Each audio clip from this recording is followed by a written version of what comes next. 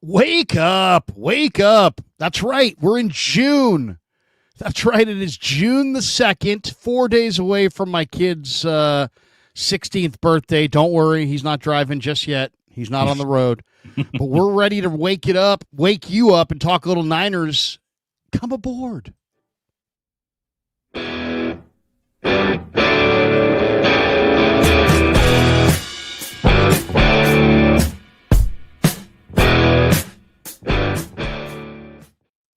There will be no June swoon here on Wake Up. We will not allow it. Our bats never go silent.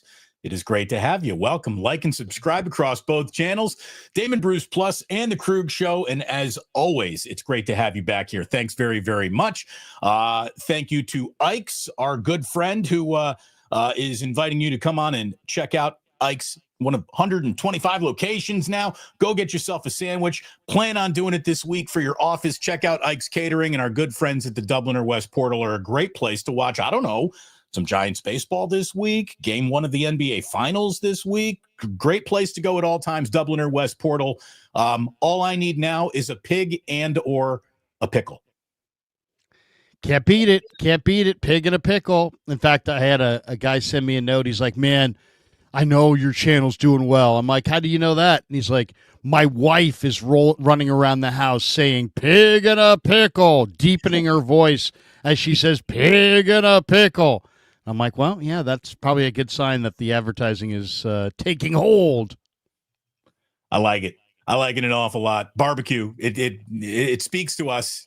All genders, all race, all ages. Can't go wrong at all. You know, Larry, we had a hell of a show on Friday. It was a short and sweet one, and if it weren't for bad timing, we'd have none, because not even 25 minutes after we wrapped up Friday's Wake Up, we get the news that the 49ers have engaged the Philadelphia Eagles, and that trade is going to be finalized this week. Bryce Huff will be coming from Philadelphia to the 49ers.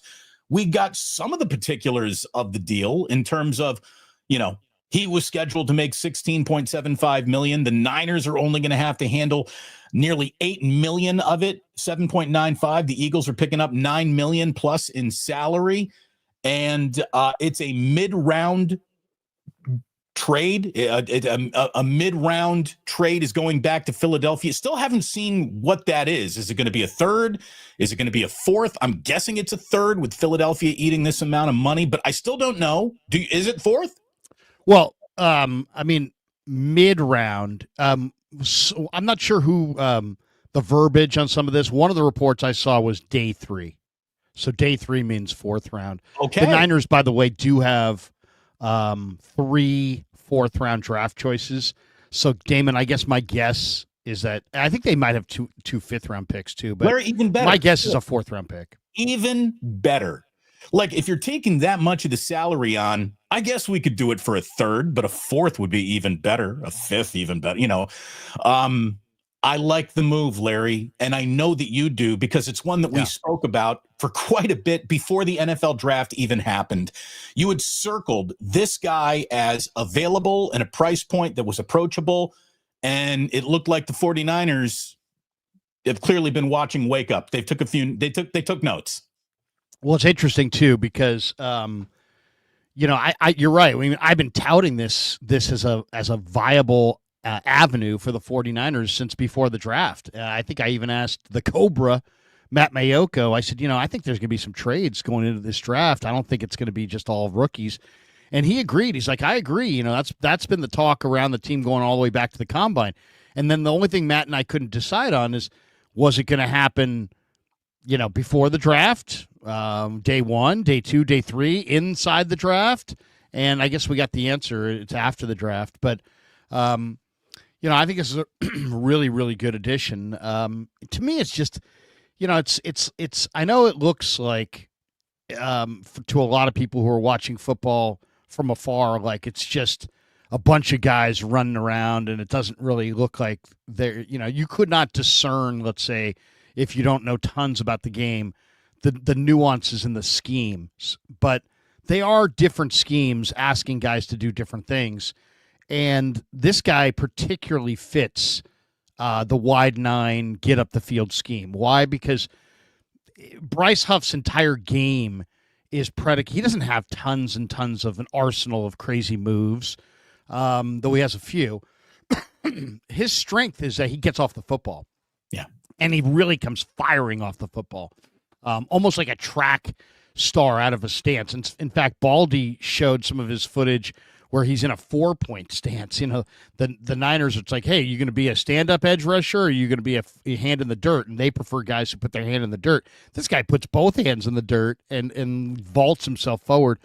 But what I love is just the fact that he's a scheme fit. He wasn't a scheme fit for what Philly wanted him to do. He's not a strong run defender. This is a pure burn the edge speed rusher who's going to be awesome opposite Bosa. Why? Because if you really want to, it's like spreading, peanut butter over a piece of bread. It's like if you really want to maximize a guy on the left side of the formation, man, have somebody on the far right side of the formation that has to be chipped or doubled or at least looked at. And that's what this guy is. He burns off the edge. He's got great dip and rip, and he's got a great two-step flatten to the quarterback. He was not a great scheme fit with Philly, but it's funny. And this is the part I want to share the screen because Kev put together a tweet yesterday, and here it is. Kev Krueger on Twitter. He says, stats that stand out on new 49er edge, Bryce Huff, in 2024, so this last year, he ranked 10th in pass rush win rate, 24.1% on true pass sets, ahead of Will Anderson, ahead of Danielle Hunter, ahead of Eric Armstead. And then the year before, and this was under Saleh, he ranked 7th in pass rush productivity. He was more efficient per snap than Bosa, Hendrickson, or Crosby. 3rd in pass rush win rate, 22.9%. So Eagles, according to Kev, used him almost exclusively on the left side, 94%. Saleh split him left and right, and he produced equally well. So the point is just that one of the knocks, Damon, on Bryce Huff is that he's a one-year wonder because anybody can bust out the football card and see 10 sacks, and that being the only double-digit sack season of his career. But as Kev points out here, he was in 2024. He has a very, very good pass rush win rate. He also had some great stats in 2022. So yeah, he was an undrafted player who had to be coached up a little bit, figured it out probably year 2. But between 22, 23, and 24, when this guy's on the field, he is productive. So the thing with Philly is just that they had a bunch of dudes, and that's really it. I mean, he didn't fit their scheme well, and they had a lot of other guys. And so right. that combination led to him being on the market. My guess was, and the talk was, Damon, that they wanted a 3rd-round pick during the draft, and nobody bit. And so my guess is that other teams are willing to offer like a 5th or a 6th-round pick, and that the Niners went to the Eagles and said, hey, look, if you guys are willing to pay some of that money, because the Niners have their own financial, restraints, if the Eagles are willing to pay some of that money, hey, you can buy yourself an extra round or 2, and we'll give you a 4th. So that's my guess. Somebody probably offered a 5th or a 6th. The Niners jumped the line because, let's be honest, the last team the Eagles really want to trade anybody to is the 49ers. But then the Eagles side of this, and the Eagle guy, this Thomas Mott, who's like basically us on the Eagle side, has his own show and YouTube channel and whatnot. He's like, oh, this is a an absolute thievery by Howie Roseman, and I don't know if I would go that far, but his idea is that, oh man, Huff can't play, and the Eagles just stuck the Niners with a player who can't play, and they stole a 4th-round pick, and it's all very pro-Eagle. But in reality, I think it's a win-win. How about this? Let's say there was no cash consideration coming back here from the Eagles. Maybe you could say, Howie got another pelt to put on his wall. I don't know. I think this, like you said, Larry, it's a smart trade for both sides. I think it works. And again, the Eagles are now getting something out of an asset that they deemed just didn't fit. So they move on. And what the 49ers get, and what I really, really like about this, we talk so much about what you're looking for in a draft pick. You're looking for the in-game production, the game tape, the measurables of the combine, and then the person that you meet at the interview. And when they all intersect, man, you got a draftable guy. Well, for trade bait and free agents, it's a little bit different. And what I like about Bryce Huff is this is a guy who absolutely shows up to play for a coach that he really liked and had success under, knowing that he's going to get back into a scheme that really fits his style of play. Like you said, he's a wide 9 guy. He is motivated. He's got something to prove. He's only 27 years old. This is a guy who is not at the end of a career. He's right in the middle of it. And he clearly isn't happy with the way things went down in Philadelphia. Why would he be? They went on and won a Super Bowl, without him. And it's not like they left him behind because he was an unplayable entity. They just had pieces that fit better, and he was hurt. Larry, he missed 5 weeks last year due to surgery from a torn ligament in his wrist, and later in the season, he had another shoulder injury. That limited his performance. He was left off the Super Bowl roster after a quick return in Week 17. I really like a guy who's got something to prove. And I think Bryce Huff has got something to prove, and I think that the 49ers 100% needed one more guy off the edge. God forbid there's an injury to anybody on this team. They were going to get shallow, especially at edge, quickly if something were to happen to Bosa or Williams. So good trade. Good trade. I think the 49ers have become better with this trade for sure. Yeah, I mean, there's no question. I mean, a couple things. One, I love the way Howie did this. I mean, Eagles run a 3-4, Niners run a 4-3, right? So he's not a 3-4 outside linebacker. And then last year, and the year before that, they drafted Nolan Smith. Last year, they drafted Jalix Hunt. So that's their starters. But then what I love about the Eagles and Howie is that, they will establish a surplus and then trade off of that. And that's what they did here. And they signed Josh Uche. They signed Patrick Johnson. They signed Azeez Ojulari. Those are guys that were out there that anybody could have signed. The Eagles signed them. And then they drafted Antoine Powell-Ryland. So they really had no spot. It wasn't like Bryce Huff was going to be an Eagle. He was not going to be an Eagle. It was just a matter of where was he going to be. So from their perspective, it really made a lot of sense for them to make this trade. From the Niners' perspective, I think it makes a lot of sense. Some of the hyper negative Niner people were like, hey, look, the 49ers went to minicamp. They saw that Mikael Williams couldn't do the job, and then they traded for Bryce Huff. No. We don't know. I mean, we don't know. Has Mikael Williams even had a moment of actual physical contact in practice yet? There has been no he can or can't play in this league evaluation been made, and anybody on the line of scrimmage. They're not even wearing fucking shoulder pads yet. Well, I would go further than that. I would probably say that, I think Mikael Williams becomes more of a slam dunk pick when you know that you've got Bryce Huff all over here that you're going to acquire later. To me, the Mikael Williams draft pick makes more sense now than it did before. Why? Because the Niners need to dial up the heat on the quarterback. There's no doubt about that, right? And there were guys, James Pierce, Green from West Virginia, from Marshall, who had better and more refined pass rush plans and pass rush technique and would probably provide more of a pass rush initially than Mikael Williams. But the Niners went Mikael Williams with those guys still on the board. And it made you wonder, well, that's great.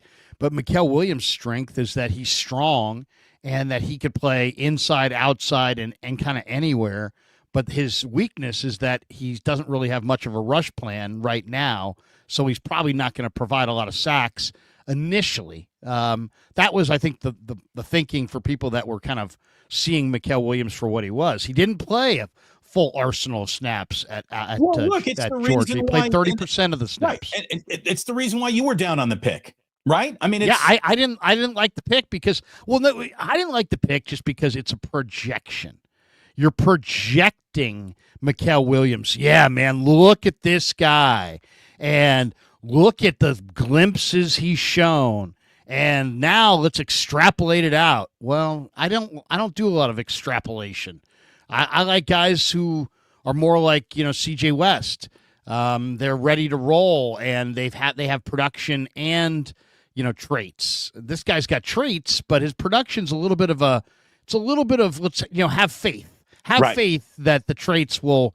I don't want to in our scheme, in our rhythm, without playing a few more snaps, this guy's going to do the part. The point is, Mikael Williams can help you as an inside rusher. Now with Bryce Huff, you could actually have a 4-man defensive end alignment of Bryce Huff and Nick Bosa on the outside, and then whoever your best interior rusher is next to Mikael Williams. So maybe Bryce Huff, Nick Bosa, Mikael Williams, and maybe Sam Aquinu inside, or maybe Kevin Givens inside, or maybe Collins or West or Elliott, whoever you think is the hot rusher, Kalia Davis, maybe. Right. This is the NASCAR package. Right.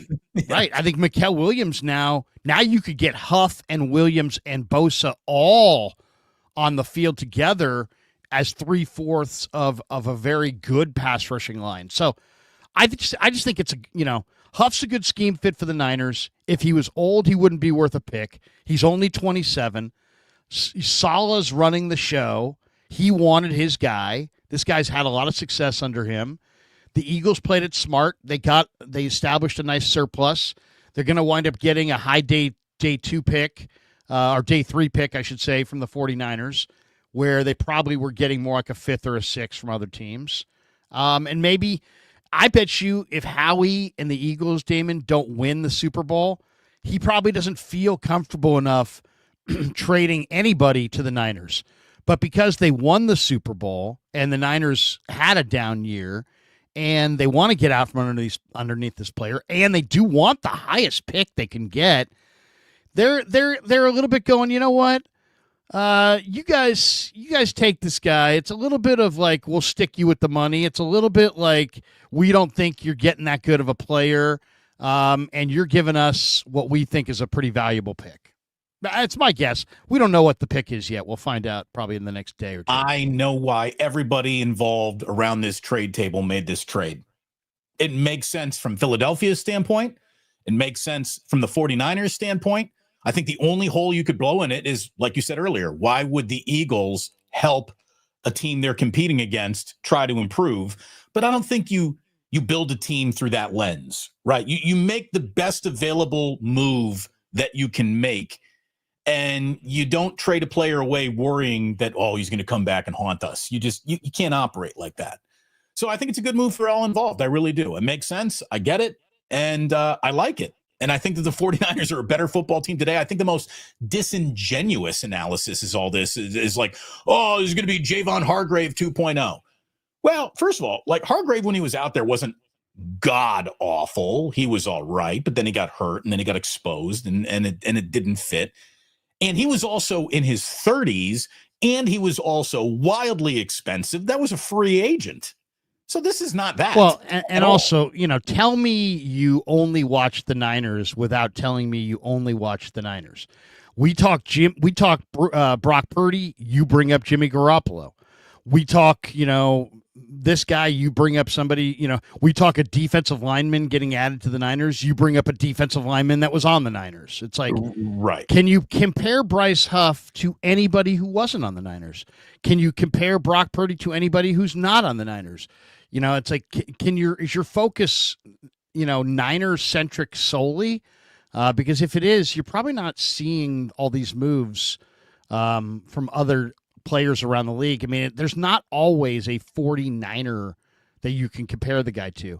Javon Hargrave is a pass rushing interior tackle. The only thing I would say, if you want to draw any comparison, is you could argue that Javon Hargrave's strength was pass rushing and not run defense. And you could argue that this guy's strength is pass rush and not run defense. I guess that's the comparison. But, one guy you're paying very reasonably, and the Eagles are picking up half of his price this year. The other guy you paid through the nose. You paid a ridiculous sum. So it's not. It's financially, it's not the same. And because the guy's playing on the nose, he's an interior defensive lineman. Being average or below average against the run really isn't an option. Where for an edge in the wide nine, I don't want to say it is an option. You don't want anyone to be bad against the run, but the job is the quarterback. Yeah, the job is get the quarterback and funnel everything back inside. And like you said, the compliment to Mikael Williams is, what he might lack on third down, Huff now comes and gives you in a get after the quarterback down. And he's 27. So, I mean, I put it out there. Bryce Huff is the best defensive end the Niners have ever had opposite Nick Bosa. And I think anytime anybody sees applaud it, like best or whatever, your natural thing is to fight back and be like, no, you're out over your skis. Okay, go ahead. So I mean, D Ford. D Ford. The one I would come up with was D Ford. D Ford. But D Ford was more of a rumor than he was an actual player. I mean, D Ford had a name when he got here because he was coming off of a 13-sack season. But D Ford in 3 seasons with the 49ers had 9.5 sacks and never had more than 6.5 in any singular season. This guy had 10 sacks 2 seasons ago. I think he's better than 27. Floyd. Oh, no doubt. I think he's better than Leonard Floyd the Niners had. You know what I mean? Right. And he's better than the D Ford the Niners had. We're not saying he's better than those guys when they were doing their greatest things, because Leonard Floyd has had a nice career, and same with D Ford. But I think Bryce Huff will be a better player with the Niners than any defensive end opposite Nick Bosa has been to this point. He's young. I just hope he's better than Devondre Campbell. That's it. That's my bar. He's better than Devondre Campbell. Like and subscribe. It's a pretty low bar. Yeah, it's a very low bar. It's great to have you here today. Monday, wake up here. Again, Larry said it is June already. OTAs underway. I know you're going to be back down in Santa Clara later on this week. I think they're opening practice to the media on Wednesday. Is that the day that it's back open? As far as what's the schedule this week?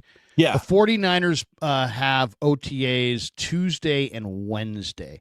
So when I say Tuesday and Wednesday, there's media availability. So Tuesday, the offensive and defensive coaches talk to us for a half hour. I think it's a league rule. They have to make them available for a half hour. So they make them available. So we'll talk to the defensive coaches tomorrow for a half hour and the offensive coaches for a half hour. Then the next day, there's practice for, I'm not sure exactly what time, but it's Wednesday. And then next week, on I think the 10th and the 11th, is the mandatory minicamp. But no media availability has been announced for that yet. Yeah, I'm going to try to get down there for the mandatory minicamp. I don't think I'm going to be able to get down there Wednesday. I got to graduate. It's graduating kindergarten. That's a mouthful, right? But that's what they call it these days. I got Jack moving on from kindergarten on Wednesday. On Thursday, I'm bringing him to a Giants game. My man's getting older. He's going to be shaving by the end of the week, as far as I know. Well, you got one turning 16, Larry? I got one going on 16, straight out of kindergarten. It's amazing. That's right. In fact, I took my youngest kid to a parking lot yesterday, and we practiced driving. How about that? Driving. That's an experience, taking your kids driving. Julian and I don't do an awful lot of yelling at each other. I don't think we do a lot of things to really upset the other one. But one of the things I brought Jack down to a little, the reservoir that is right by Reardon, and it's a big empty parking lot for City College. And I brought a remote control car down there.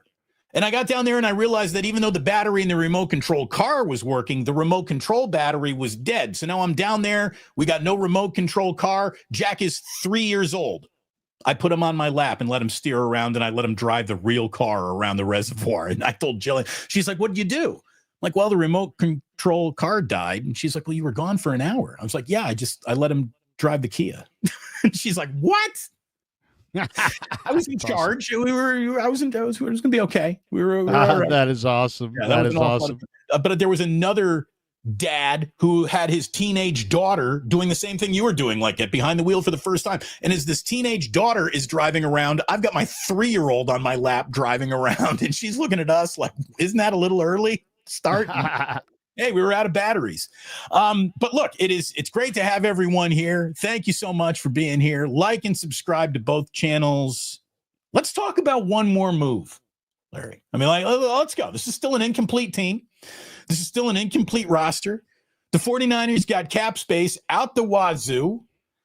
Is there one more move out there that you would think, just, man, if it were up to me, money be damned, price be damned, future assets be damned, I'm making a move to make the 2025 49ers better. What's your move?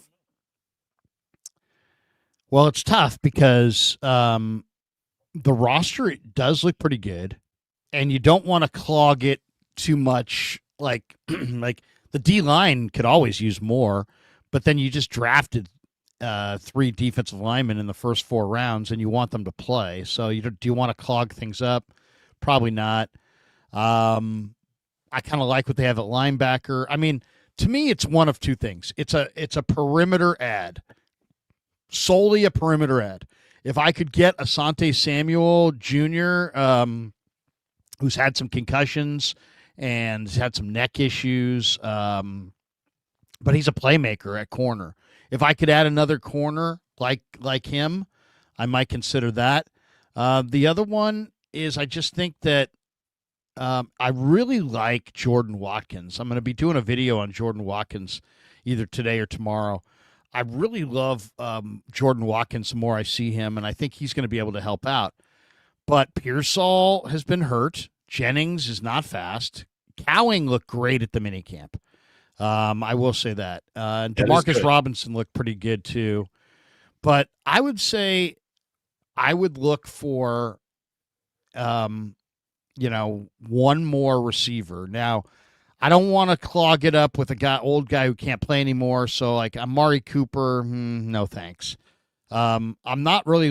Keenan Allen might not be bad because you're not going to have Brandon Ayuk. But the guy that intrigues me, and I've stated it before, so I'll restate it here, is Malachi Corley from the Jets. Why? Because I don't think it's going to cost you anything. I think the Jets are getting ready to cut that guy, or I think you could probably get him for a 6th or 7th round draft choice.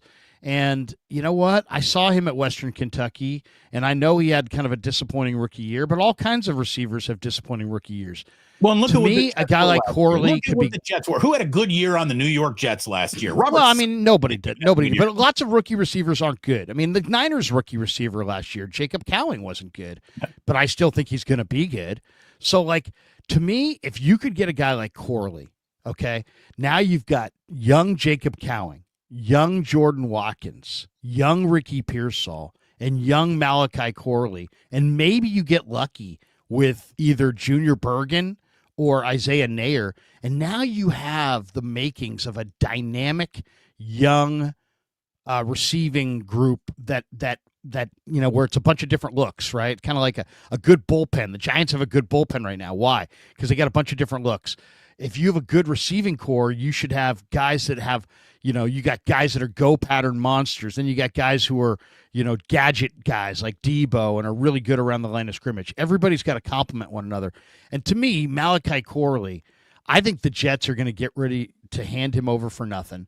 And I also think I'm not at all worried that he didn't have a good rookie year. Not at all. And I do think that he's a stealable player. And Saleh did trade up for him just last year. Joe Douglas did as well. He's now with Philly, but I don't think Philly's needing this receiver. Corley, to me, would be a phenomenal get. And if they had him, I'll tell you the one thing that I'm really excited about after watching minicamp is that the 49ers, even though they took the field with no Debo Samuel and no Brandon Ayuk, they didn't look plodding and slow. And the reason they didn't look plodding and slow is because Jacob Cowing and Jordan Watkins both run in the 4.3s, and they were making plays all over the field.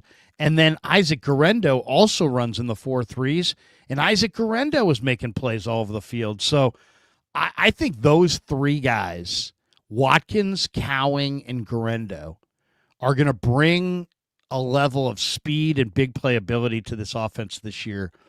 I think Cowing and Guerendo just gave you just a tiny glimpse of what they potentially can do. And I think you haven't even seen Watkins yet. I think those three guys are, especially Guerendo, by the way, he's so freaking dynamic. He's so big and fast that now he knows the offense. I'm so excited about what Guerendo potentially can do. I don't even know how they're going to use him, because they got CMC. He's a running back, fullback. What the heck is he? But he is fast. The best season out of Isaac Guerendo goes hand in hand with us not even be able to identify what his position is. Is he a running back? Is he a slot? Is he a slot guy? Is he is he a fullback replacement? Is he a wide? What he is a great receiver. He's a great receiver. Then use him he catches every ball, and he's super fast. Use him as that. Use him in just jack of all trades. Get him outside, inside, isolated on safeties, linebackers. But I'm telling you, man, Watkins, Cowing, and Guerendo are going to make people forget that Debo was even ever a Niner. Yeah, I don't think there's going to be much Debo is gone remorse. No. I don't think it's going to be a defining feature of this season, especially. I mean, so here's the thing: the trade that I wanted to happen. Yeah, what do you got? I need a time machine. Seeing that this team's got all this cap room, they should have gotten Drew Dahlman, man. They should have improved their offensive line. They should have bought the best center in all of football. That's what they should have done. All of the arguing you and I back and forth about the timing of the Brock Purdy deal, now that number locked in pre-draft, pre-free agency, maybe brings you to Dahlman. They didn't go to Dahlman. Maybe they didn't want Dahlman. But to me, improving this offensive line right in the middle of it was something that they really, really needed to do. That ship has probably sailed. All right, like you said, it's probably a trade to help you on the outside. Well, if we're going to make a trade to help you on the outside, let's go bonkers. I am calling the Miami Dolphins and asking about Tyreek Hill. What do you got on Tyreek Hill, Miami? Is he a questionable dude? Yes, he has been. Is he a fantastic football player? Yeah, he's been that too. This guy, since leaving Patrick Mahomes in Kansas City, has led the NFL in receiving yards. Down year last year. We all know what a mess the Dolphins were last year. He's trying to be a better person, Larry. Guess he's going to church, going to therapy. He's understanding that his ego has taken him away from what really matters. Find me a more electric player that you could add. Find me a guy who could really change the temperature of an offense more than Tyreek Hill, even at his age, even coming off a down year. If he is not as fast as he used to be, he is still one of the 8 fastest players in the NFL. I mean, he's top 10 player, even with reduced speed. 4,468 receiving yards since leaving Kansas City. So it's not like this is, it's system dependent for him. Can you imagine if Brock Purdy got to break a huddle with Tyreek Hill and Christian McCaffrey and George Kittle? Come on. Well, okay, first of all, there's the player off the field. And he might run a little too hot for the 49ers. I mean, I think he's had some brushes with the law that I don't know that the 49ers are going to want to touch. Not the best dude, but he's working on it, Larry. He's Well, I mean, first of all, it's not that I don't care about that stuff. I do care about that stuff, but it has to be, carefully kind of researched and figured out because, this is a rough game. There's some rough guys. You can't just every single guy that has smoke around them, you can't just stay away from. That's too much of a competitive disadvantage. You have to investigate and decide what you can live with and what you can't. For me, I draw the line at domestic violence. I mean, if you put your hands on a woman, I don't want to root for you. I don't want to cover you. I don't want to see you on the Niners. And yet, Kareem Hunt dropped his girlfriend with a right on camera, and he's been in the league for, given multiple second opportunities with Kansas City and other teams. So Cleveland. So obviously other teams have lower standards for their players than maybe the Niners do, or some. And you have the Dallas Cowboys who have no standard, right? Right. Well, or selectively high standards, right? They passed on Randy Moss because Michael Irvin got busted with cocaine, but then they drafted all kinds of other bad guys through the years. So it's like, including Micah Parsons. As far as this, the Bears are viewed as this is a Florio throughout the Niners, by the way. Mike Florio named the Niners and the Bills among contenders that should seek out a Tyreek Hill trade. My question would be, beyond the candidate, the player himself and his off the field issues, if you can cross that bridge, if for whatever reason, whatever he's done or hasn't done is fine with the Niners. Okay, so if you get beyond that, then what? How do you get this player? What do you trade to get him? What's the price tag for him? He's got a significant cap hit. The Niners do have some cap room. I don't know. I'm not really sure. I mean, I think it's multiple picks over multiple years. Like a third in the upcoming, fourth in the next. You'd have to. Chris Greer, the GM for the Dolphins, in previous comments said he might be interested in listening to an offer that included 2 first-round picks. Now that's not happening. No one's trading for. So here's the thing: then nobody's trading for Tyreek Hill. That's not the going rate. I mean, that's not the that's ignorant of the going rate. So George Pickens got traded from Pittsburgh to Dallas for a third and a fifth. DK Metcalf got traded for a third rounder 2 months before that. I would say probably a third or a fourth round pick is probably the price tag. I'll say this. I mean, who do you have to move to get him? I mean, do you have to move off of Ayuk? Does Ayuk have to be part of this trade?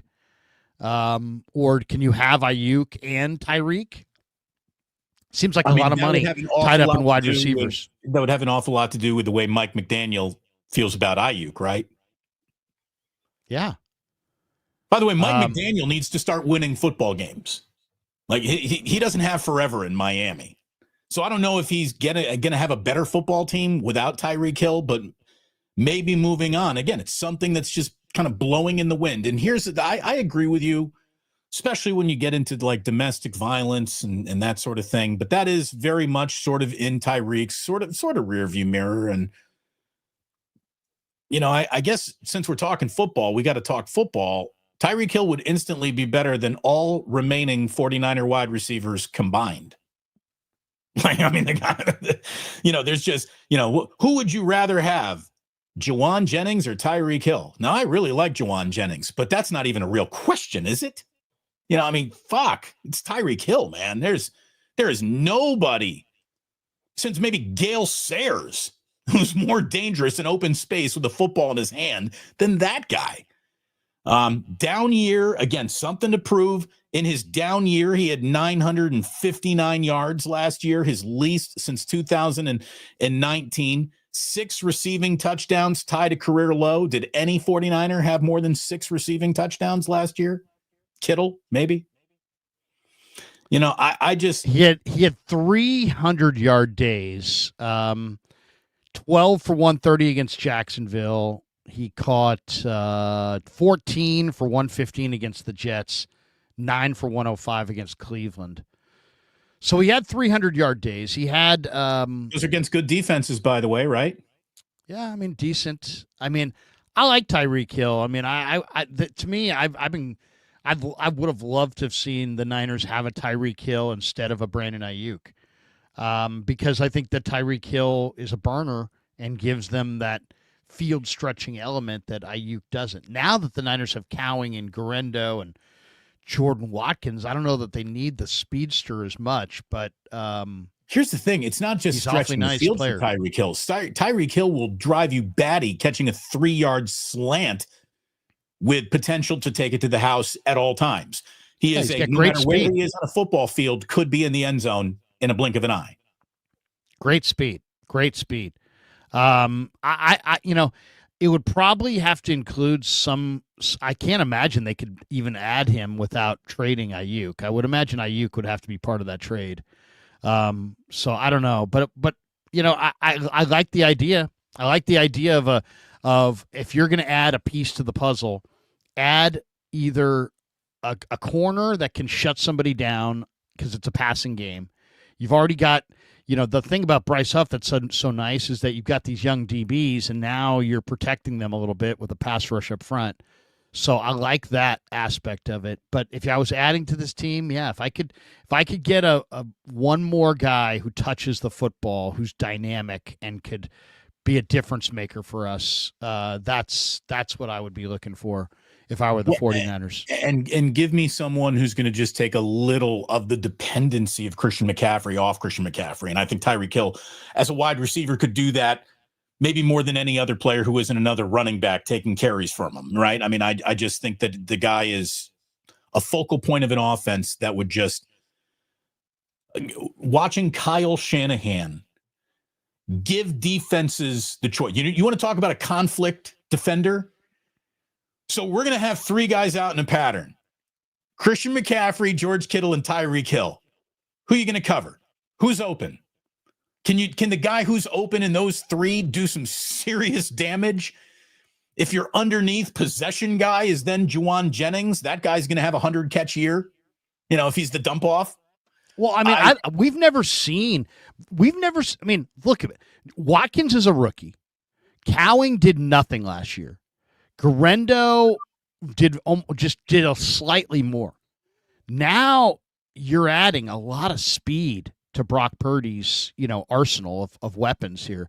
If you did add a Tyreek Hill, I mean, the one thing you heard Brock say when I asked him about what are you working on, he's like, hey, when I was a rookie, all I was worried about was, calling the play right and then taking the right drop back and then getting the ball out of my hands and into the hands of my playmakers as fast as possible. And he's like, I really like that aggressiveness. I think that is what he wants to do. I think that's what Brock Purdy ultimately is best at, kind of like Jalen Hurts. He's a point guard. Take your drop, get it out, get it to guys who can really run and make plays. So Cowan can run, Garendo can run, Watkins can run, and there's no doubt Tyreek Hill can really run, even an older Tyreek Hill. So, yeah, I would be in favor of this. Now, I'm looking at the chat. A lot of people don't like the idea. This guy actually, D says BA for Hill with pick swap sounds fair.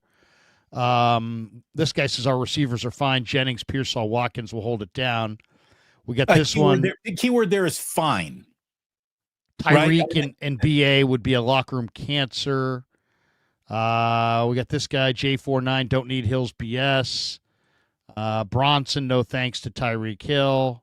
I mean, this, Larry, this is 1,000%. One catch to the house, everybody changes their mind on Tyreek Hill instantly. The guy you don't want today makes 2 plays in week 1 in Seattle that flip the field. You're going to be like, excuse me. It goes even before that. But I mean, if the Niners traded for Tyreek Hill before 10 a.m., Niner fans would embrace it before noon. Right. Bronson would get rid of the no. It would just say, thanks to Tyreek Hill. Can you believe we got this guy? Oh my God. And here's the thing, Bronson goes on to say, dude is a head case. Look at it this way. I don't care what you are when you lead the NFL in receiving yards since you left Patrick Mahomes. Yeah. And by the way, let's stop analyzing guys, personality. Something tells me Jalen Carter isn't necessarily the kind of guy you want teaching, Sunday school at your church. But guess what? he's a damn good defensive tackle for the Philadelphia Eagles. Something tells me Chauncey Gardner-Johnson is not necessarily the nicest guy ever, but that guy's been in the Super Bowl, it seems like, or been, he's been on teams that have been right there challenging for the Super Bowl the last 2 or 3 years. So something tells me that it's not always about being a nice guy. You know what? You know what keeps the key? He'd bring too much drama. Okay, so he got pulled over outside of a Dolphins game and got pulled out of his car by police. That was really kind of weird. That was the same week the same thing happened to like a PGA Tour player too. It was a weird week for athletes getting pulled out of cars, Larry. Polar 1213 says, Larry talking about the standard, he talks about acquiring Hill. What? If you're a great player, I guess everything is forgiven. But Hunt isn't that good. Exactly. That is it. I mean, if you want to be real, let's be real. There's a talent tolerance equation. 100%. Do you think the Bulls love Dennis Rodman? No, but he rebounded the hell out of the ball. You think the Giants liked Barry Bonds? No, but he hit the ball over the fence. You think the Niners or the Cowboys enjoyed being around Charles Haley? No, but guess what? That guy was a badass who sacked quarterbacks. So yes, exceptions have been made as long as life has existed for people that produce at absurd levels. You think the people at SiriusXM like Howard Stern? No, they think he's a prick bastard. But they gave him his own elevator in the Hill building in Midtown Manhattan. Why? Because they'll make everybody else in the building take the other elevator, so Howard is happy because Howard drives revenue at SiriusXM. That is true, by the way. That is true. Yeah, I was held up from getting in an elevator because not Howard Stern was in it. Howard Stern was coming. He'll be here in 10 minutes. So it's like literally an old Candlestick where they would hold the elevators for the coaches. They were holding an elevator 5 minutes before halftime for Howard Stern. It was something else. Oh, I tell you my Howard Stern story. I was doing the show for Mad Dog Radio, and our show was an overtime. It was called Overtime, and it was 10p to 3a Pacific, so it was 1a to 6a Eastern. So we had I'm doing the show from New York, and we had a taped interview that we played in the last 40 minutes. So we're getting out of there about 5:15 or whatever, and the building was empty, and the studio was like halfway between the elevators. And instead of going to the left, I went to the right, and I went to the elevator, and it was 4:15 in the morning, and the elevator opens, and it's at the bottom level in the garage. It goes all the way down to the garage past the lobby. I'm like, why is it going past the lobby? It goes down to the garage. It opens in the garage, and as the door opens, Howard goes like this. He goes, "Who the fuck are you, and what are you doing in my elevator?" And then I had to explain to him. I'm like, "Hey, man, I'm Larry Krueger. I'm working for Mad Dog Radio, and I took the wrong elevator, and sorry, apologize, and this and that." I was apologizing profusely, and then he's like, "No problem, no problem. Have a good day." He took me up to the lobby, let me out, and then went upstairs. But yeah, I mean, there's 2 elevators in the building, and one was devoted to Howard, and all because Howard, has 1 million fans in Philly and Washington and New York, and all those people ordered SiriusXM and paid for it, and so he's the most powerful guy in that building. Without a doubt. He's the only guy keeping the lights on, if we're really being honest about it. I mean, it's amazing the amount of money that was pissed away. They gave Oprah Winfrey like $500 million, and they're like, "Oh, she's not good on the radio. What do we do?" Anyway, look, it's one other football note on the Niner front. There's an interesting article out today about Nick Martin, and I think this is kind of an interesting one. I'm getting excited for Nick Martin. Yeah, you really should. To me, there were a couple things that really stood out at minicamp. One was the amazing speed of those guys, Cowing and Correndo and Jordan Watkins. I mean, the Niners are going to have speed on offense they didn't have in the past. But the other thing that there was one play that really stood out, and almost like that's why Never, ever, ever, ever, whether it's me, Lombardi, Grant, or anybody else, never, ever take any training camp stats and put any credence into any of it. If you ever do, you're making a huge mistake because they don't play for stats in training camp. There was a play in the OTAs, the rookie OTAs, last week where somebody I think it was Purdy, swung a ball to Garendo in the flat, and Nick Martin closed on it so fast. Now he was about to just destroy the guy, but because it's mini camp, he just tapped off on him. But the entire defense of sideline just started woofing because he got out there so freaking fast, and it was almost like, hey, this is what you can expect to see in the future. That guy's going to take the spot vacated by Dre Greenlaw. A lot of people said it was a major reach for the Niners to take Nick Martin at 75. Niners took him in the third round anyway. He was very good at Oklahoma State. A lot of people were like, oh, man, he's too small. He's 5'11". He's 220. Yep, he's removed from his best year, right? Because of an injury. Right, he had an injury, but this guy runs 4.5. He has 26 reps at 225. He had 140 tackles his previous year, and he is going to be one of the great players on this 40. Your defense, your team changes when you draft great players. That's why the Lions keep making these monumental leaps forward, because they keep drafting stars. And then stars start to play, and it's like, oh, Brian Branch is a star. Sam Laporta is not just a tight end; he's a star tight end. He's one of the three best players at the position in the league. When you draft stars, it changes the whole dynamic. And to me, I'll say it right now. I'm going to do a video on it later today. Nick Martin, in my opinion, when the Niners drafted him, they drafted a star, and people are going to see it as soon as they go live. I'm excited. Go ahead, bring it to me. Let's see, Larry, I know we got a lot of supers. One more thing, though. I guess you talk about stars. You talk about the Lions drafting stars. They lost one of their stars today. Frank Ragnow is announcing his retirement. Their Pro Bowl center leaving the offensive line is just another really established Lion who was there last year, ain't going to be there this year. Fade the Lions right now, Larry. All their stars, they're going to have a huge coaching rejumble. You start losing key offensive linemen. Fade those Lions right now. I feel good about that. That's going to be interesting. And by the way, they just drafted Tate Ratledge from Georgia in the second round, so I would imagine they're going to slide him in at center. But yeah, you lose. I mean, now we're talking about losing great players, right? The Lions have done nothing but add great players. Well, Frank Ragnow is a great center, and they just lost their great center. So I'm with you, Damon. I think Detroit is going to be a team to. I think this last year they've had spectacular drafts where they keep drafting great players.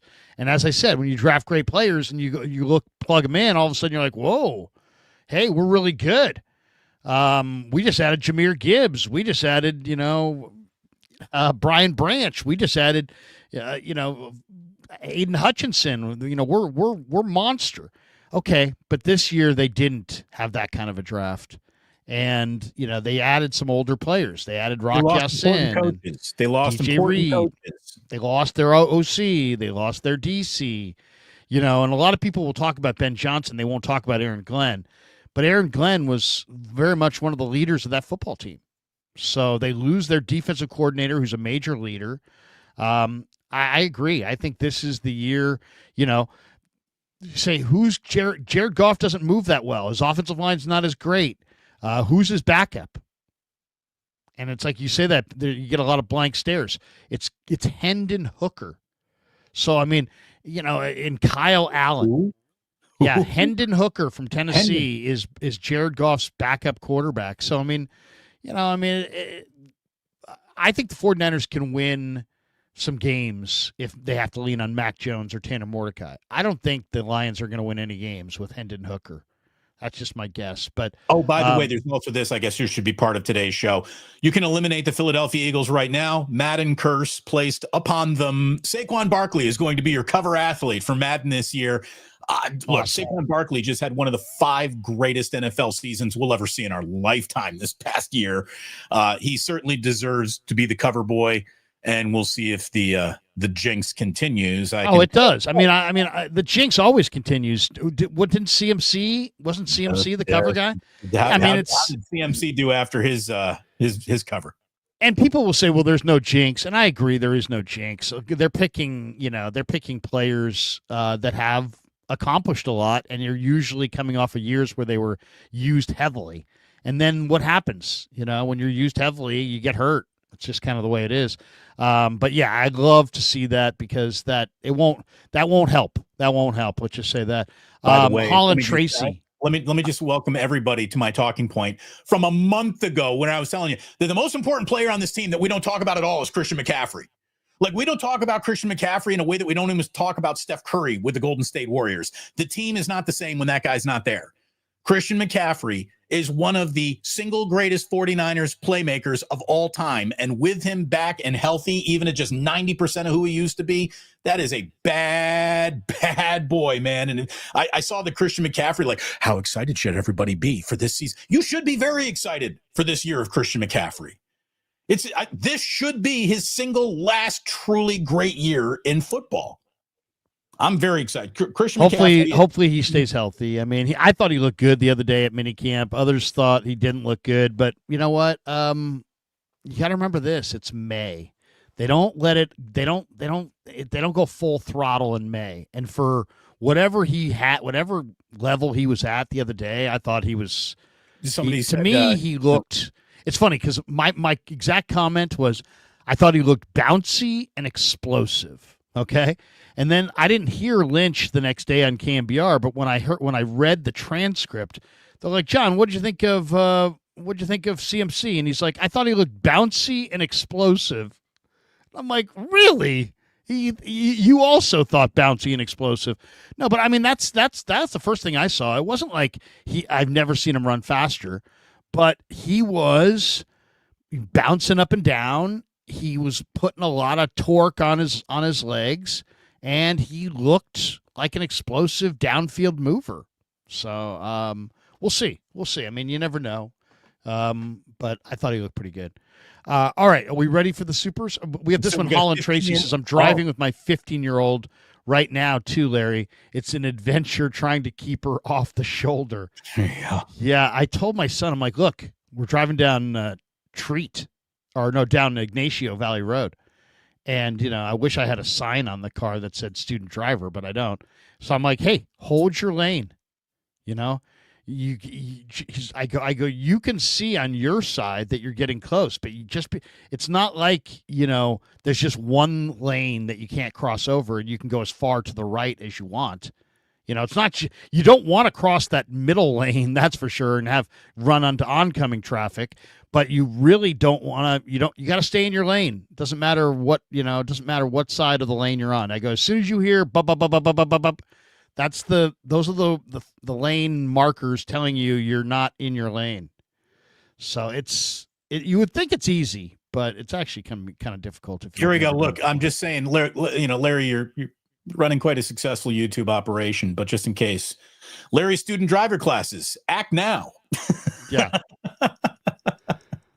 Can I tell you the story that is probably not a good story to tell, but I'm going to tell it anyway. So when I was in high school, or when I was in grammar school, okay, like 5th grade, 6th grade, my brother is 5 years older than me. He's so when I was 8, he was 13. So when I was 8 or 9, my brother was going to high school. And when I was 10, my brother was getting his driver's license. And when I was 12, my brother was like a senior in high school, right? So my brother was the basketball manager for SIO basketball. And so it was a great thrill for me, Damon, because my brother, unlike a lot of brothers who would just hate their little brother, my brother treated me really, really well. and he would let me if I did my homework. The rule was if I did my homework, I could go with my brother to the SI basketball games, right? So like imagine this is like 6th grade, 7th grade. Other kids are going home and they're sitting there with their parents, they're doing their homework. Well, I was going home and I was like racing home so I could get to my house before the SI bus left. You go hang out with seniors. To go to Bellarmine, Sarah, Mitty, St. Francis, to play these road basketball games, right? And so the athletic director, the late Leo Rocca, great guy, knew I loved hanging out with my brother and knew that I was, responsible kid. It wasn't going to get in trouble and I could help out. So they would wait for me. And my 29 Sunset bus, Damon, would let me out right there on Santiago and Sunset Boulevard. And literally with my backpack, I would run from the Muni bus to the SI school bus, and the juniors and seniors would wait for me, and then when I got on the bus, we would go, right? And you had to be there by like 4 or something. So I'm hustling on the Muni. So we would go to these games, Damon. And so 6th grade, 7th grade, 8th grade, I'm at every game. SI's playing Reardon at Kezar. I'm there. And it was so exciting, right? So exciting. Great teams. Sure. So now it's 10 o'clock, 11 o'clock. And we're driving home from Kezar. And you know where Kezar is. It's right at the top of the park. And once we got into the Sunset, we lived out on Rivera between 35th and 36th Avenues. I'd start bugging my brother. Hey, let me drive. And my brother, who's a judge now and the ultimate rule follower, would always be like, no, you probably get in trouble. You probably shouldn't, But, me being the persistent guy that I was, let me drive. My brother being a nice older brother was like, all right. So he would once we would get to like let's say Lawton and like 35th. Right. It's sleepy out on the avenues, not a lot of traffic, probably get away with it out here more than anywhere else in San Francisco. Yeah. Why 10:30 at night, driving, on 39th Avenue or something like that, or 32nd Avenue, stopping, at every stop, every corner, look both ways, go forward. But my brother would let me drive in the Sunset District. So now fast forward to I'm 15. It's time for me to get my license. My dad's like, let's go driving. And so my brother looks at me and he's like, let's see if you're a good driver. And my brother looks at me and I look at him as I'm walking out the door, and we both kind of smiled at each other. And we come back in, and my dad's like, Carol, my mom, he's like, Carol, the kid's a natural. The kid's an absolute natural. I'd swear if you didn't know better, he's been driving for like the last 5 years. He really knows the neighborhood streets well.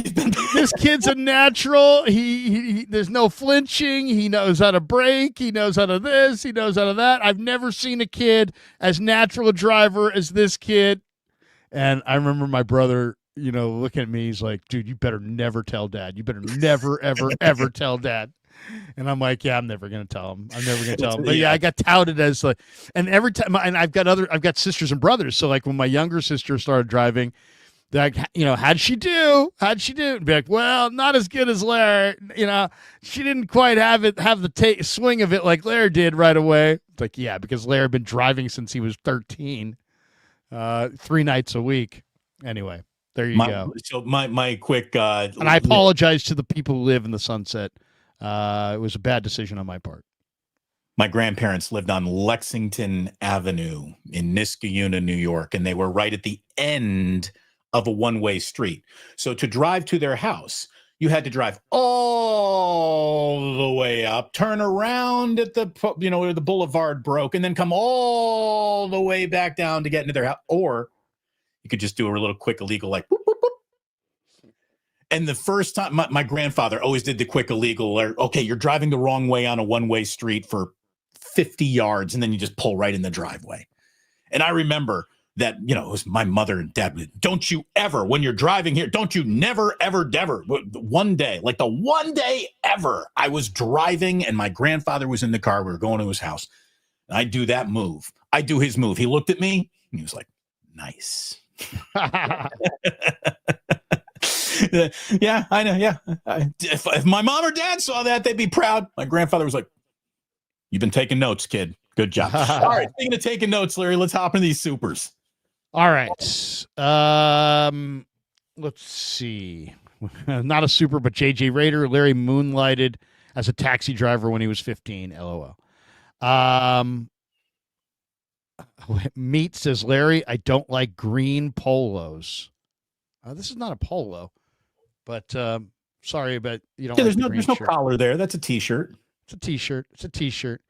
One of my new favorite stores, by the way, out here in the East Bay. It's called DXL. It's awesome.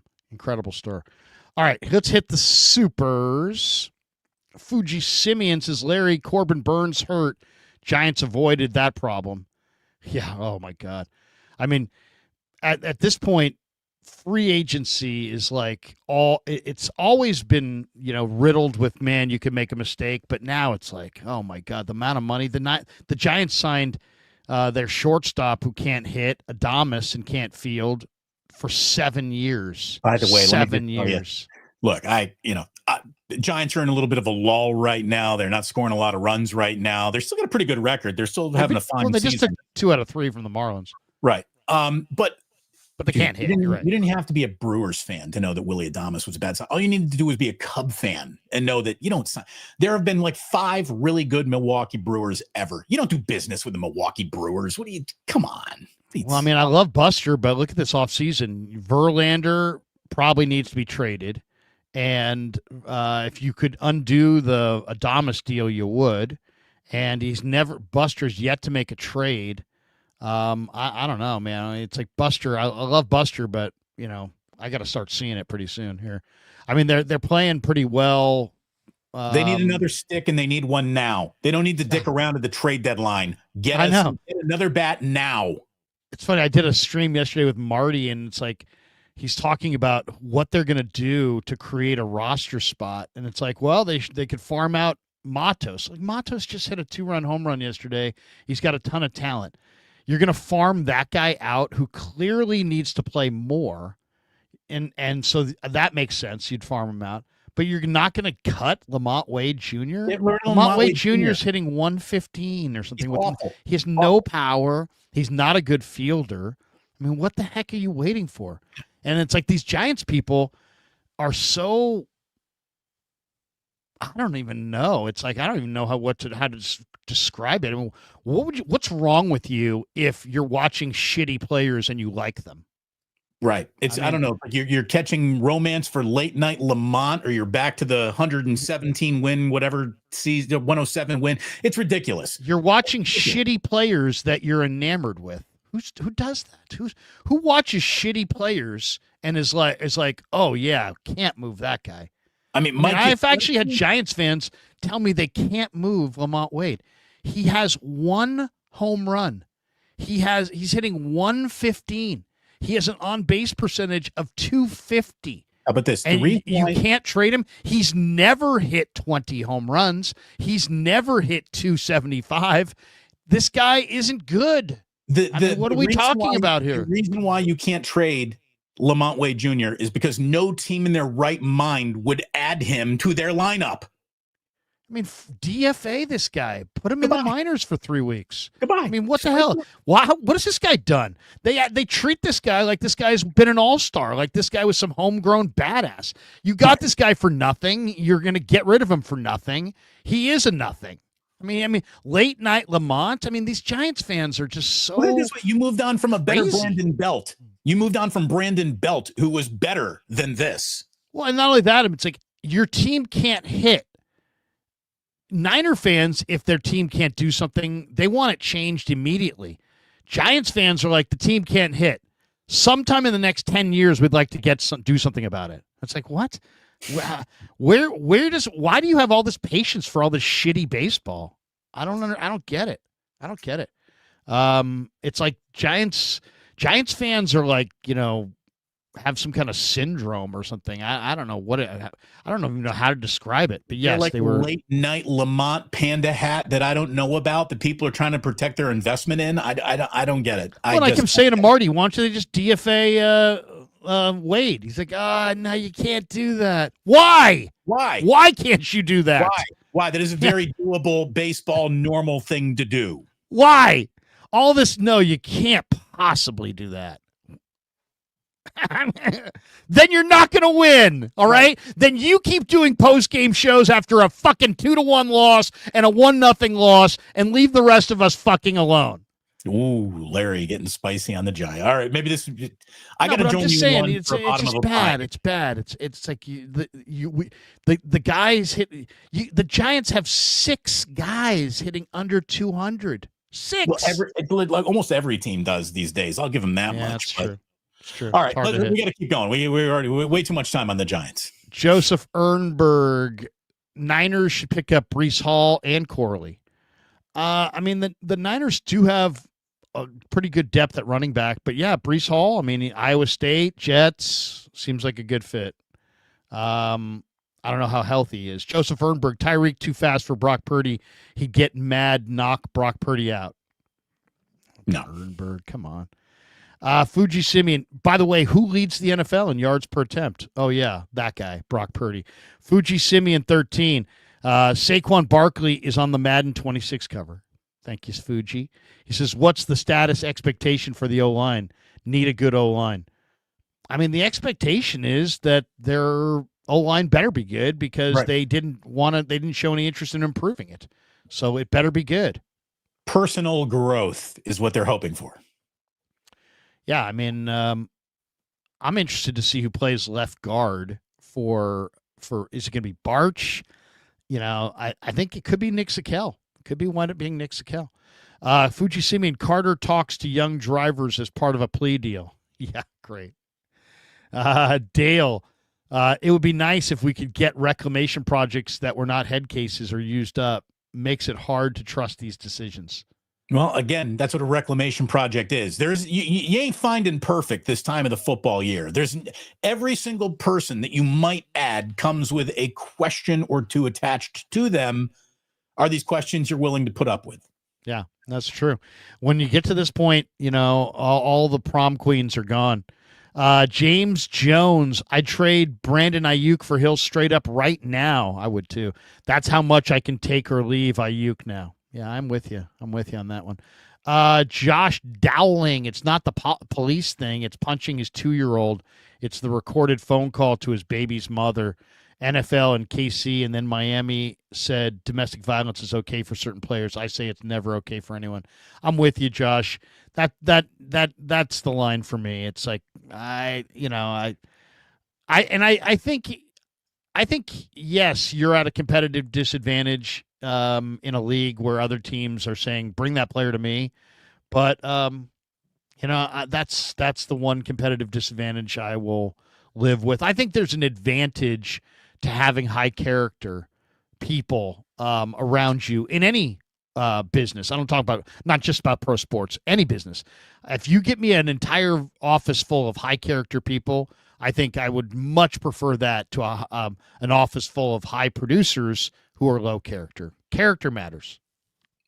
Is there enough character already in the room to balance that out, to improve that player? Is the player contrite over past mistakes? Look at it this way. I'm having the conversation. Yeah, as soon as I'm doing my deep dive on the domestic violence portion, I'm probably saying no, but I hear you. Dale says, there we go. How about try for Garrett Wilson? #fantasy. Yeah, I don't think Garrett Wilson's going anywhere. Jets have, Justin Fields. Jets are in New York. Jets have to produce. He's their number one receiver. I don't think he's going anywhere. Fuji Simeon, NFL teams need a rule, no private off-site massages. The Deshaun Watson edict. Well, again, is it a problem for one or two players? Do we need a league-wide rule? I don't know if that's a league-wide rule situation. If you're a professional athlete, getting a massage off hours is a fine thing to do. What you need to do is stop sexually assaulting the woman who's doing it to you, or the person who's doing it to you. I mean, it's just, come on. Well, it's so obvious that's what floats his boat. Oh, I'm gonna wear nothing under a towel and go get a massage, and then because I'm a pro athlete, I'm gonna proposition her, and because 2 out of every 20 massage therapists go for this. This is my patented move. It's like, lock this guy up. I mean, my God. Fuji Simeon, Larry learning to drive a Tahoe is the best. Boo, SI. No, it was the Honda, that Christopher was driving around, not the Tahoe. Fuji Simeon says Larry's older brother, good brother, the ultimate rule follower, but at last, the only knock on him is that he's a Sacramento Kings fan. That's right. My brother, the judge, is a big Kings fan and a big Gonzaga Hoops fan because his kids go there. LD Studios, go Niners, go Dodgers. Damon, take a swig. There you go. I just did. Thank you. I'm not doing any booze at 10:26 a.m. on the West Coast today. You're not slamming brews. Not right now. Morning? Not right now. Well, there you go. Those are all the supers.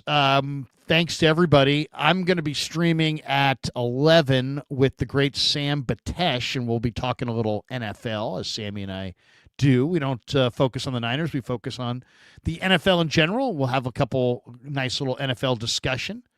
Larry, at 11, I'm going with what I think is one of the cooler stories out there right now, and that is there's a couple of kids who walked out of the cornfield of Ames, Iowa, and are shaking up professional sports. One of them is Brock Purdy. The other is Tyreek Halliburton. Them Cyclone boys are moving the needle. And the two of them have been supporting each other since they were on campus together. Kind of a cool story. And then we're going to work out from there with some other things that happened over the weekend. Talk about an upcoming NBA Finals. Again, that'll bring us back to Tyrese Halliburton. And the NCAA needs a 20-year moratorium, full halt to any realignment. It is ridiculous. This past weekend, it's a handful of Mountain West schools coming over to the Pac-12. Boise State leaving the Mountain West basically kills the Mountain West. It's time to tell everybody in college to pick a conference and fucking stay there for 20 years. There's too much movement. You can't have that much player movement, that much coach movement, that much transfer portal, and now basically have teams and conferences in transfer portals as well. Too much movement, bad for business. Calm down, college, everything. Talk about that a little bit too. And the Giants coming home to host the Padres. Sneaky big series going on. And we will celebrate the epic failure that is TNT losing the NBA and the Colorado Rockies, who, God bless them, are 9-50. They're 9-50, Larry. Oh, they can go on a 40-game winning streak and be a game under 500. They're so bad. I got OKC over Indiana, by the way. Oh, Thunder in 5. Yeah. The Oklahoma City. I mean, Halliburton's nice, but he did have that one game in that last series where it was like he was a train wreck. Larry, the Oklahoma City Thunder, in our life, I don't mean it. I'm not exaggerating. They might be the single least focused on, reported upon, great team of our lifetimes. It does seem like it's their time, doesn't it not? I mean, one of the best NBA seasons ever. And everyone wanted to talk about Jalen Brunson as having a good year on the Knicks. They have a really good coach. They have a great GM. And their GM's done it the right way. And now their assets have all grown up. They got the MVP. They got a second option. They got legit big men. They got wing. They got defense. Like you said, they got a system.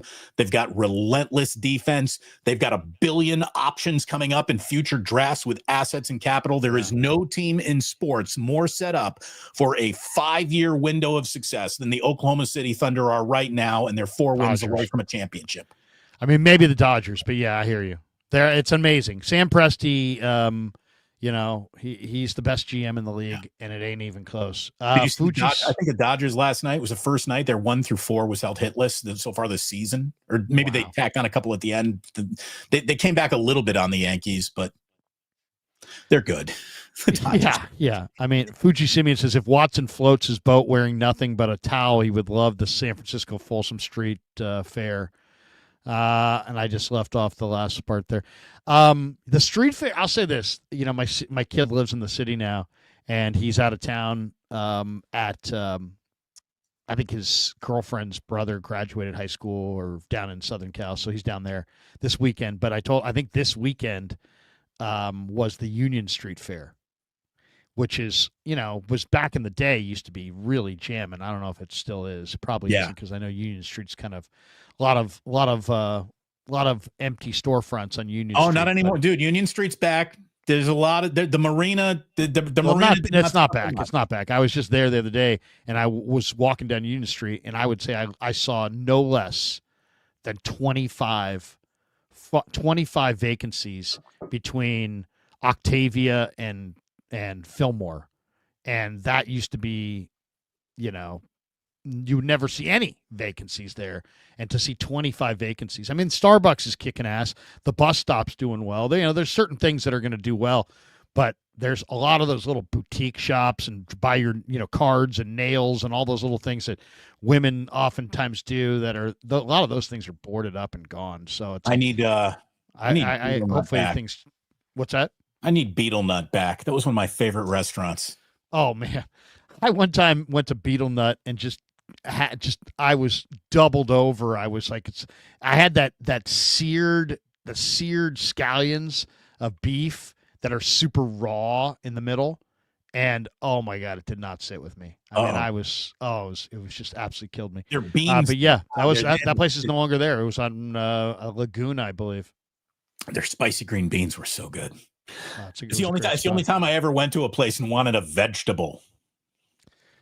Yeah, there were some great spots along there for a long time, and I'm sure there's still, heck, Original Joe's just opened on Chestnut Street, so they've got, there's brand new spots opening all over the place. But Union Street not quite as jamming as it used to be, unfortunately. Though my son did go to the ale house the other day. He's like, Dad, you ever heard of this place called the Union Street Ale House? I'm like, yeah. They used to throw Daddy out of there back in 1996. Are you kidding me? Yes, I've been to the Union Street Ale House a few times. Anyway, that's going to do it for us. Thanks to Pig and a Pickle for being the title sponsor of the Krueger Show. Damon Stainbrook, hopefully he's on the mend. I know he's had some physical issues, but Damon, hopefully you're getting better. But thanks to Pig and a Pickle for being the title sponsor of the Krueger Show. Also, thanks to our good friends at Sharp Corners Sports Cards and Collectibles. My good friend Anthony Catania has a fantastic company, Sharp Corners Sports Cards and Collectibles. They're at 205 Cypress Avenue in Pacific Grove, California, along the Monterey Peninsula. Anthony's at 831-521-5264, and he's a great follow on Instagram at Sharp Corners 831 on the IG, Sharp Corners 831. So thanks to Sharp Corners Sports Cards and Collectibles and Pig and a Pickle for sponsoring the Krueger Show. Eat at Ike's, drink at the Dubliner West Portal, and thank you very much for tuning in. We'll be back Friday with another Wake Up at 9 a.m. West Coast time. In the meantime, thank you very much. Union Street's going to come back one day, Larry. There's not quite the way, retail has changed an awful lot, but there should be a lot of nice little lady spots, nice place to get a parasol maybe on a lovely lady day. Don't sleep on Union Street. You're talking about Union Street. I used to drive a Miata. I'd double park it in front of Beetle Nut. I'd run inside. I said, give me the Ralph Special. I want the Ralph Special. They always treated me 5-star. That's what Cambia on drive time. That's what we'll do for you.